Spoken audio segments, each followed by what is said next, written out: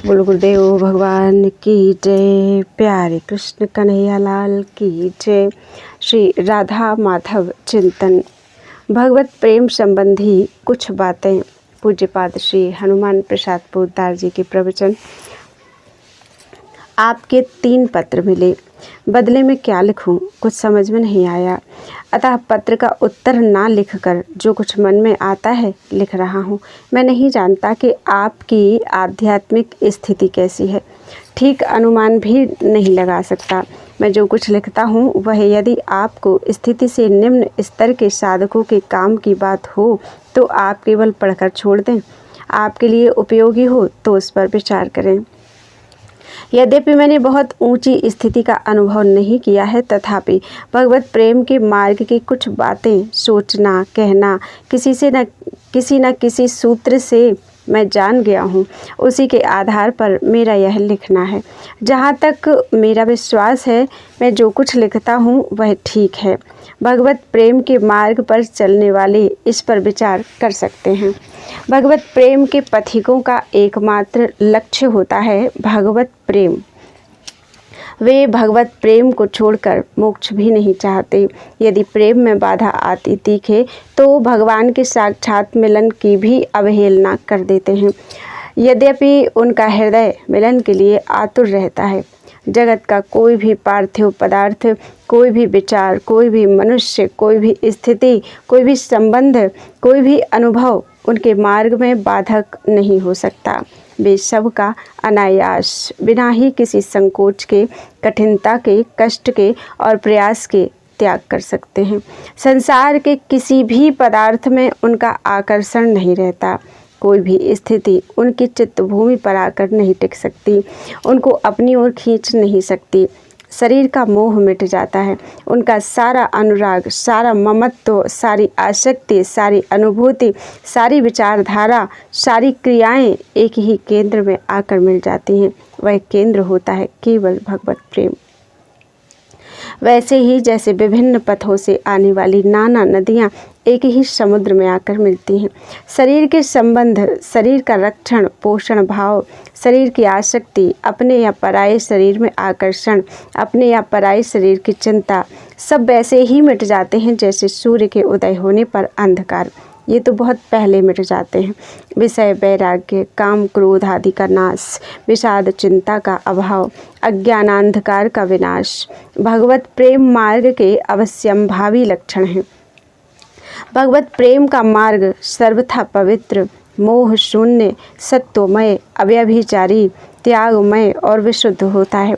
भगवत प्रेम की साधना अत्यंत बढ़े हुए सत्वगुण में ही होती है।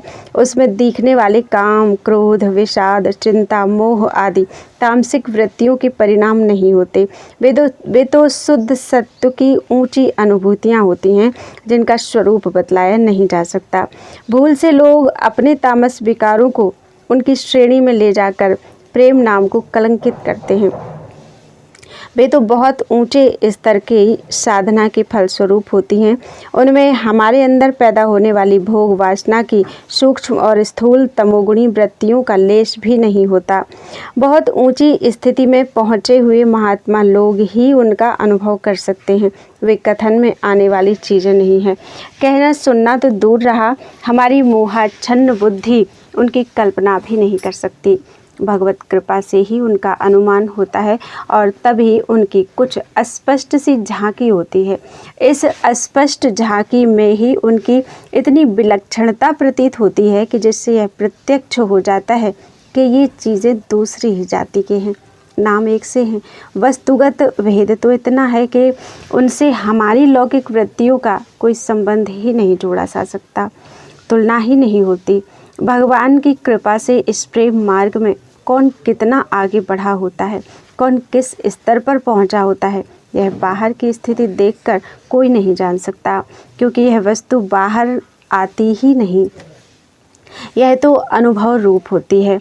जो बाहर आती है वह तो प्रायः नकली होती है, जिसे हम अप्रेमी मानते हैं। संभव है वह महान प्रेमी हो जिसे हम दोषी समझते हैं। संभव है वह प्रेम मार्ग पर बहुत आगे बढ़ा हुआ महात्मा हो और जिसे हम प्रेमी समझ बैठते हैं, संभव है वह पार्थिव मोह में ही फंसा हो। भगवत प्रेमियों को कोटिशाह नमस्कार है, उनकी गति पे ही जाने। सीधी और सरल बातें जो करने की हैं वे तो ये 7 हैं। पहली, भोगों में वैराग्य की भावना। दूसरा, कुविचार, कुकर्म, कुसंग का त्याग। तीसरा, विषय चिंतन का स्थान भगवत चिंतन को देने की चेष्टा। चौथा, भगवान का नाम जप। पांचवा, भगवत गुणगान श्रवण। छठवां, सत्संग स्वाध्याय का प्रयत्न। सातवां, भगवत कृपा में विश्वास बढ़ाना। सच्चा एकांत। वस्तुतः बाहरी एकांत का महत्व नहीं, सच्चा एकांत तो वह है जिसमें एक प्रभु को छोड़कर चित्त के अंदर और कोई कभी आए ही नहीं। शोक, विषाद, इच्छा, कामना आदि की तो बात ही क्या, मोक्ष सुख भी जिस एकांत में आकर बाधा न डाल सके। जब तक चित्त में नाना प्रकार के विषयों का चिंतन होता है तब तक एकांत और मौन दोनों ही बाह्य हैं और इनका महत्व भी उतना ही है जितना केवल बाहरी दिखावे के लिए होने वाले कार्यों का होता है। उन प्रेमी महापुरुषों को धन्य है जो एकमात्र श्री कृष्ण के ही रंग में पूर्ण रूप से रंग गए हैं, जिनका चित्त जगत के विनाशी सुखों को भूलकर भी खोज नहीं करता, जिनकी चित्तवृत्ति संसार के ऊंचे से ऊंचे प्रलोभन की भी और भी कभी दृष्टि नहीं डालती, जिनकी आंखें सर्वत्र प्रियतम श्याम सुंदर के दिव्य स्वरूप को देखती हैं और जिनकी सारी इंद्रियां सदा केवल उन्हीं का अनुभव करती हैं। सच्चा एकांतवास और सच्चा मौन उन्हीं महात्माओं का है।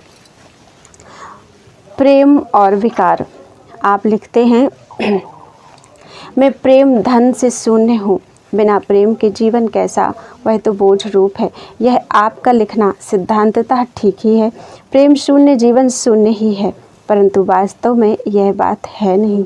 प्रेम सभी के हृदय में है। भगवान ने जीव को प्रेम देकर ही जगत में भेजा है।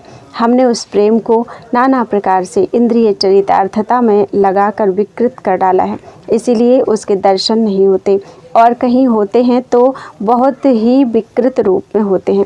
विकृत स्वरूप का नाश होते ही मोह का पर्दा फट जाता है, फिर प्रेम का वास्तविक ज्योतिर्मय स्वरूप प्रकट होता है, जिसके प्राकट्य मात्र से ही आनंद अम्बुधि उमड़ पड़ता है।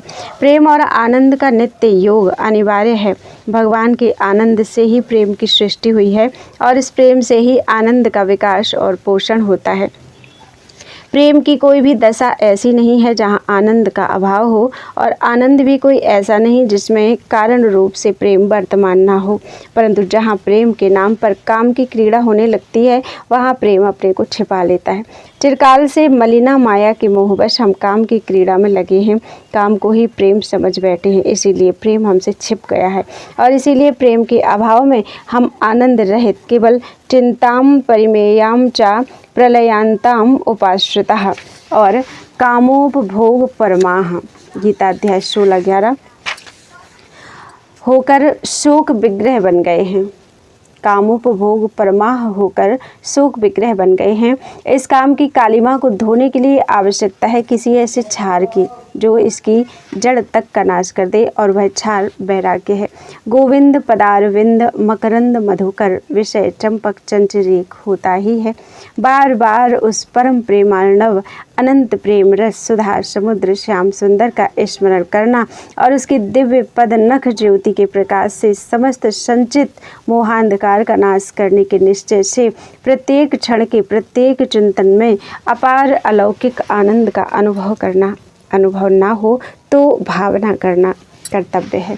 उसके इस मधुर चिंतन के प्रभाव से जगत के समस्त रस नीरस कटु और त्याज्य हो जाएंगे।